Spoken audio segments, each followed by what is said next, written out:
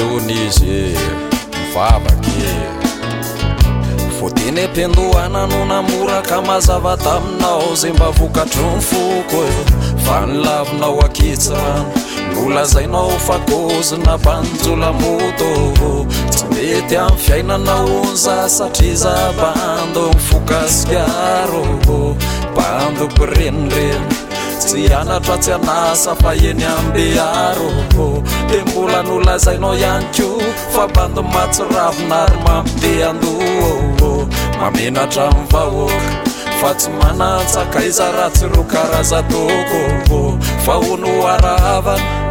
fangara mamolava de tsy manampitiavana fa ono arineny fangara tianao de anaovana kozy ohatry reny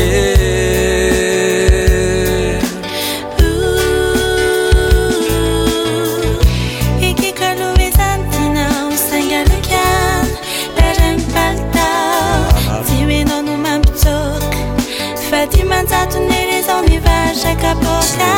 Kararisa karima Reja do telewilam Alewizano pekama Bela tina luma fiatuka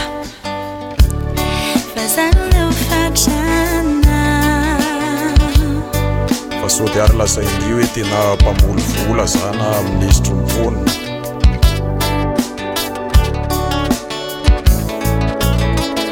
isaky mba iresaka aminao de mahazo ny esy karaza teny ratsy fokoziny sakafo ny fomba fiainatra ny fomba fitafy nolazainao ihany ko fa tsy fitiavana ny aratsika ro famparisanjelo zaho ny bando mivika mandrodana fiangonana amity kavinilo norarainao reo akamakolazainao tsy fanina fampaneritsaho nefa ianao nijoba miseny fa tony amponga miantona amity toetranao fa ono arikala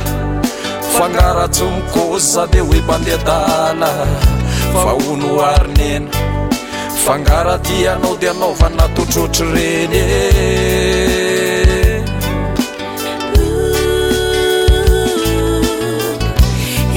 Piafajana no ikoza mosa